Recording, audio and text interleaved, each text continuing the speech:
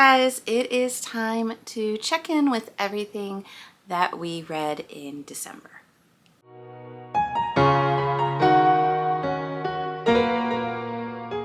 Hey guys, if you are new here, welcome to the Book Path. I'm Nicole, and if this isn't your first rodeo, thanks for sticking around. So December went by. If you've seen some of my recent videos, you will know that I did not achieve my 2025 goal.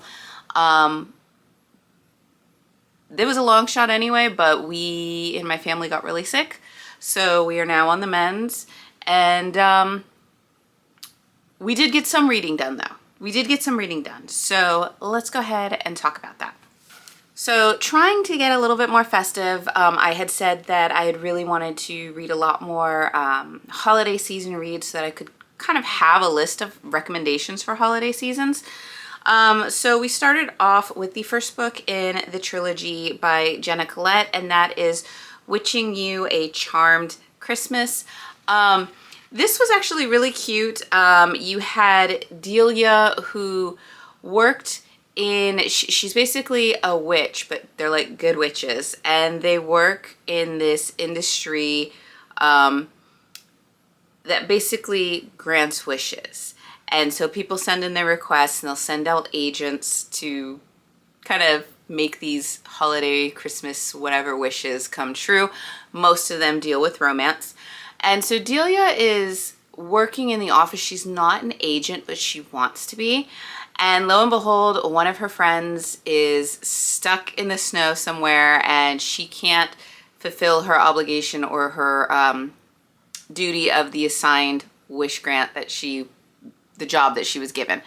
So she recommends Delia. Delia steps up for her first agent position ever, which is to basically go to this small town where there is this very grumpy guy that runs this very small Christmas tree farm, and to basically help him find happiness, romance, save the farm, and his Ebenezer Scrooge ways, if you will, and go for that. She's hoping that once she accomplishes this, she'll be made a full agent. The guy that she works with that she's been crushing on will finally take notice and go from there. So she ends up going to the Christmas tree farm, which is owned by Jack, who is our resident Scrooge, our, just resident Grinch. Like, he's just, very bah humbug about it all. And they have this very funny, like, pranks on each other. It was just so much fun, and it made me laugh to watch it go down. But basically you start to find out that while Delia is starting to kind of help Jack find himself, be happy, and maybe find romance with a local baker, she might be having feelings for Jack. And what does this mean for everything? And can she do that because she knows she has to grant his wish and she's not supposed to be a part of it? And what does this say for the guy that she's had feelings for at the office? So, and better yet, what happens when the guy from the office comes to pay a visit? So there was just some fun little twists and turns. Definitely holiday spirit. Definitely a lot of fun. There's a group of elderly self-proclaimed witches that just kind of get together and do these things, and they're fun. And so it's just really cute, and it was definitely a little holiday twist because you don't really hear so much about holiday witches. So I thought it was fun. I ended up giving it 4 stars. It was pretty much what it needed to be, but it was nothing like over sensational to be like, oh my gosh, that was amazing. But it was what it needed to be. So I definitely enjoyed it, which means I went right ahead to picking up book 2 in the series, which is Witching You Weren't Snowed In, also written by Jenna Collette. And in this one, we have Sage, who is the friend of Delia that got stuck in the snow. This is the story of her being stuck in the snow and what causes it, because you find out Sage is, well, she believes that she's cursed, and that her curse is kind of like the ant in Encanto, that like her emotions affect the weather. And so when Sage gets out of control, snowstorms start to happen. And she's been really stressed lately, so jobs aren't going well. There are snowstorms starting to come in. So she's kind of forced to take a holiday vacation from work to calm down so that she can come back. And she goes back to her hometown where she's been lying to her family and friends about how glamorous her life is as an agent, how she's winning awards, doing all these things, traveling all these places, and she's not.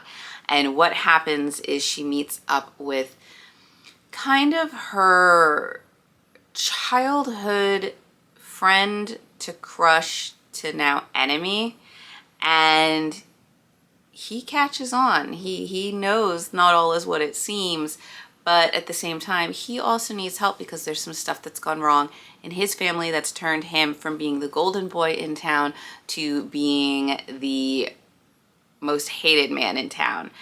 And so through a family connection, Sage basically is forced, blackmailed, however you want to put it, into helping Leo kind of revitalize the good parts about his name in town, as well as help him with his lodge that he's trying to keep up and save, and just fighting feelings along the way, fighting some betrayals along the way. So once again, this one was everything it needed to be. It was really cute. I definitely liked Delia and Jack a little bit better just because of the antics they got into. But this was fun. But I really liked Leo's assistant, Valerie. She was just kind of a pistol, and I really liked her. And it was just, like I said, it was everything it needed to be. So another 4 stars. So basically, I ended up having to take a break from that series because there was a book that I needed to get done for a Romantasy Bingo challenge, and that was to read a new release that was published in the year you read it. And that basically meant that because I had picked a 2025 book, I needed to read it in 2025. Hard mode for it was that it needed to be by a debut author. And so for that book, I ended up reading Immortal Consequences by Ivy Marie. This is also a book club. I don't know if this fits the book club prompt for Reddit Fantasy Bingo because I think it has to be one on their list. So I will have to double check and see if I can use it for that. I might be able to use it for that. So we'll find out. We'll find out. Stay tuned. But basically, this is a story about teenagers that have passed on, and before they can go to the other side, they're kind of pulled to this academy world that, for all intents and purposes, it sounds like purgatory in a way. And they have these abilities, these kind of magical abilities that they use to go out into the mist, if you will, and help souls pass on. And that every few years there is this challenge that goes on that one student is selected, and should they pass these challenges, then they are allowed to either pass on, or they're allowed to maintain their magical powers and become like part of the faculty for this realm. And why that's so important is you find out that after time goes on and you've been at this academy for a while and you haven't done one of those 2 things, you start to fade, and then you basically get stuck in the mist and you can't pass on, and you're no longer kind of who you were. So it is something that a lot of the students kind of want to do and get to. So this is told from, I think, 6 different points of view from different students, because this year 10 students are getting chosen. Only 1 can take the prize. And obviously, being told from the 6 points of view, you kind of don't know who to root for because you know why it's important to each and every one of them. You also find out that there is, beyond the school gates, there is kind of a rebel society forming that's at odds with the school, and they're fighting. And some of the students kind of turncoat and join this rebellious place. And so stakes are kind of rising. You have these students that are trying to win the prize to either pass on or stay on as faculty. You have people or students who are at odds with what they're kind of believing about the society and what they're kind of believing about the rebellion and who's who and what's what. And you also have some romances in here. There's nothing too spicy. There's like one that might have like a light spice fade to black a little bit scene, but for all purposes, it's pretty, en route for being a YA book. I ended up giving this one 3 stars. It was what it needed to be, but I wasn't pulled in by the characters. Like, I got them, but I wasn't invested enough in any of them to really root for their storyline. I was just kind of reading to be like, okay, well, which one of you is going to get this? What's going to kind of happen here? There were moments where I maybe felt a little bit more pulled in, but then as the story came on, it just didn't continue with that, so it faded out again. It was interesting concept. There are some twists and turns because obviously not everything is as it seems, and not everybody is as they seem. So it's interesting for that perspective. This is the first book in the series. I don't know at this point if I'm going to continue it because it left off in an interesting part with who's still alive, I guess I would say. But at the same time, knowing that it took me a while to get through this book, I just don't know. So we'll see how I feel about it. But I did give it 3 stars. It might do better for people who really love, like, this is a little bit gothic-y, which is not usually my forte. I liked the trials in there, and that was when I kind of got a little bit more into it, but sometimes as the trials went on, they didn't pull me in as much. There were a few trials that didn't pull me in as much. But it was interesting. Like I said, there were different things going on. So if you like gothic with a little bit of mystery, with some light trials, with this whole kind of Reaper kind of beings, then I would recommend it. It is a YA, like I said, light, maybe fade to black, a little bit like one scene. So it's pretty spice light. But yeah, so 3 stars. And we got that prompt done. So yay! We are now, I think, 2 prompts in. I'll put the graphic up here. But I believe we are 2 prompts into our bingo board, which is not a bad start considering we started it in like October, November. Obviously, we want to kick that up a notch as we go forward so that we're not trying to crunch it all in by the end of the year. So next up, we went back to our lovely little Christmas Witches series for book 3 by Jenna Collette. This is Witching You, Mistletoe, and Mayhem. In this one, I'm trying not to give a spoiler away, but it's going to be a little bit of a spoiler. This story is basically about Leo's assistant, Valerie, and her romance.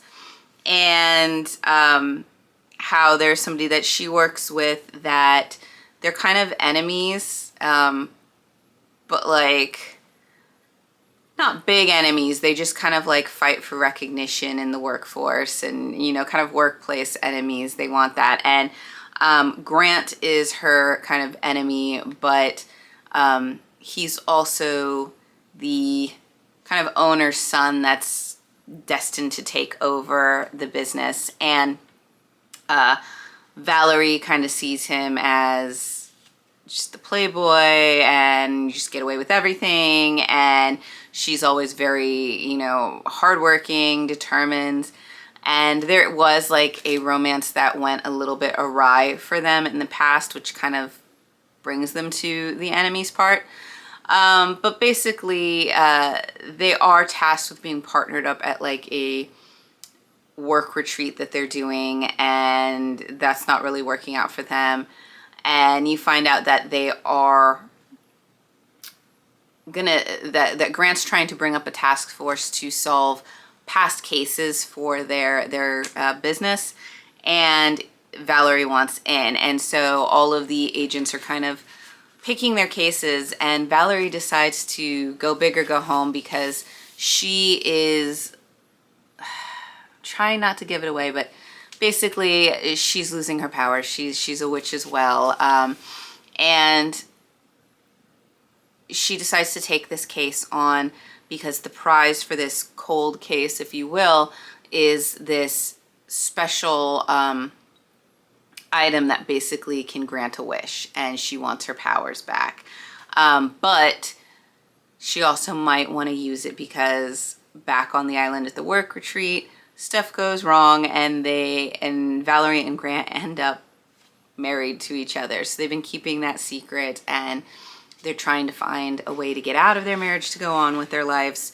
And they've been living distant lives. And so she's hoping that this cold case will solve that for her. And Grant does kind of care about Valerie, and he doesn't really want her going on this case alone because everybody who's done the case before him, something has gone really bad for them. And he doesn't want her to get hurt. This part of the story, I was like, okay, this is good, whatever. Once they get to where the case is, I loved it, because you have this case where there is a ghost haunting an inn over the holidays, and it's just, the inn's losing money. They're going to go out of business. And so Valerie is going there to try to find out what's going on and appease this ghost and help this ghost to move on. And Grant goes along with her. And so obviously you have them coming to terms with their enemies to lovers, secret marriage type thing going on, getting to know one another, all while there is a ghost haunting this inn that they're trying to solve with this mystery. So it had a lot of fun stuff once it got to the inn. It was great. I loved it. But because that didn't carry for the whole book, I ended up giving it 4 stars. But like I said, once they got to the inn, it was fantastic. I loved it. So like I said, this series, the Witching You a Charmed Christmas, The Witching You Weren't Snowed In, and The Witching You Mistletoe and Mayhem, highly, highly recommend. These books were so much fun. They're not very long. But like I said, they're just fun, and they're a fun take because it's almost like mixing a little bit of Halloween witches with Christmas fun. My favorite, I will say, was The Witching You a Charmed Christmas with Delia and Jack, just because, like I said, the antics between them just kept me hooked in, and I loved it. And then I would probably say Witching You Mistletoe and Mayhem followed after that because, like I said, the inn, the ghost, it was so much fun. So I really did enjoy that series. So next up, I ended up picking up another holiday book, and that is Pop-Tarts and Mistletoe by S.L. Sterling. Unfortunately, I can't really remember the characters' names in this one. This was a quick novella, and when I tried to look it up, I couldn't get the names. But basically, you have a girl who is at the airport. She's a travel writer, and she's at the airport to go home for the holidays, first time home in a while, and flights are being delayed because of the weather.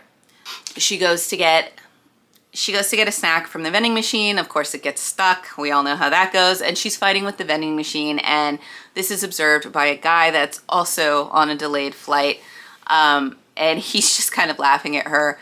She comes up, limited space. She sits with him, and they start to talk about their lives and just kind of what's going on.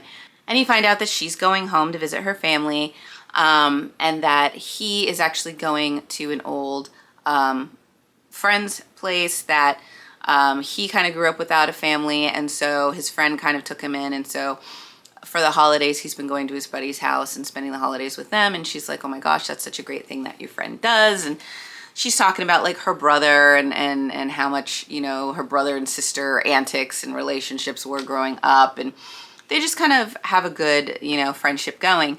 They find out that they're going to the same place, and when their flights are back on, they manage to sit together, continue the conversations. Obviously, they're attracted to each other at this point in time, but they know, you know, hey, this is just a little thing. We don't really know each other. We're going to go our own way and have fun.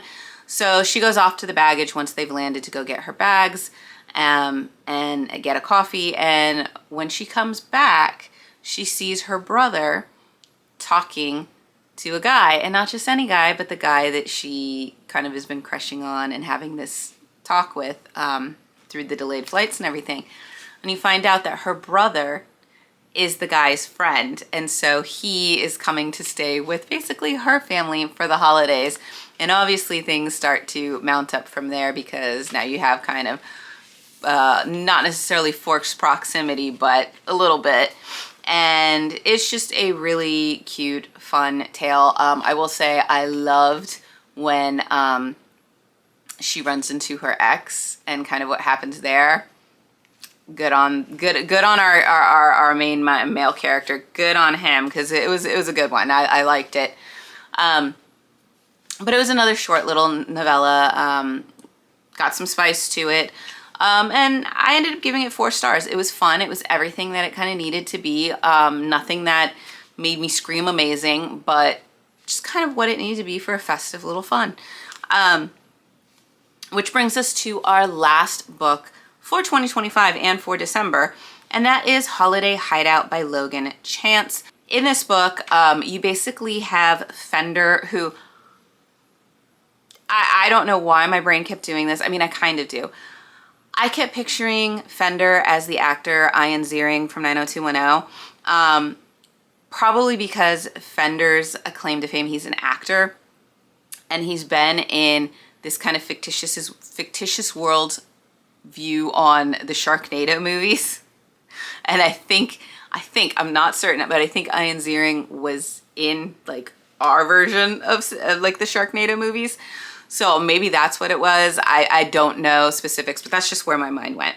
So basically, he is this actor. He dated this girl who did a cameo in one of the shark movies, but ended up starting to sing and taking off. And her album that was like what made her big is basically her breakup album with him, where she's slamming him. And so everybody is hating on Fender for what his now ex-girlfriend is singing about him, which is actually all lies.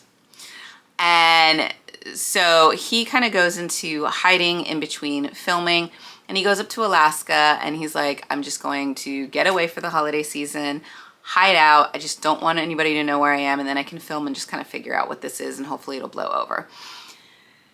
Then you have Rachel, who she lives with her sister and her father. Her mother has passed away, and she's kind of carrying the weight of wanting to take care of her family. And one of the jobs that she does is she cleans places for, vacationists and rentals and things. And so she is tasked with cleaning Fender's rental while he's there. And she is actually a huge fan of Fender's. She doesn't know that this is Fender's place, but she's a huge fan of these shark movies that he does. Her and her sister love them, watch them all, so she's a huge fan. However, that doesn't stop her from liking his now ex's music, and even wearing an anti-Fender t-shirt to her cleaning. Like I said, she doesn't know that this is Fender's place or that he's there renting it for the season. And when she does, obviously, tensions kind of flare a little bit. And pretty quickly, Rachel starts to understand that maybe what she's been hearing in the songs might not be the truth. And obviously, Fender is kind of taken with Rachel right off the bat with how she kind of views the world and the things she wants to do. So it's a really cute little romance that happens. Obviously, the tension is there with the two different worlds. Fender's wanting to be a celebrity. She's staying at home, quiet life with her family. Eventually, Fender's going to have to leave to go back to Hollywood. So is this a short-term thing or whatnot? So it just had those kind of things going on. But it was really cute, very predictable, but just fun in its way. It does have some spice in it, but I highly recommend if you just want a little bit of a festive fun with a kind of celebrity meet cute romance. With not exactly your A-list movies, so, but it was fun. I gave it 4 stars because, once again, everything it needed to be, nothing over the top, but it was fun. So, yeah, that was basically everything that I read in December. Obviously not a lot. We got sick. It was a holiday mayhem, but it was what it was, and I enjoyed them. I enjoyed them. Still looking for a new 5-star read. Haven't had one in a while, so maybe once 2026 rolls around, which obviously right now we're in 2026, so hopefully one's on the horizon soon. But other than that, I hope you guys are well. I hope your holiday winter season went well, that hopefully you guys were a little bit more healthier than I was. And that maybe you had some good festive reads. If you did, and you want to share them with me for next holiday season, leave them in the comments below because I would love to check them out. Like I said, I am trying to build a list for holiday reads for myself and then possibly holiday recs for all of you guys. Yeah, like I said, I hope your holiday season went well. Hopefully you guys didn't get too crazy, and that it was just nice and filled with love and light and everything for you. But yeah, so with that being said, I wish you guys well. I hope 2026 is starting off well for you. Stay warm, stay safe, stay healthy, and I will see you guys in the next video. Bye.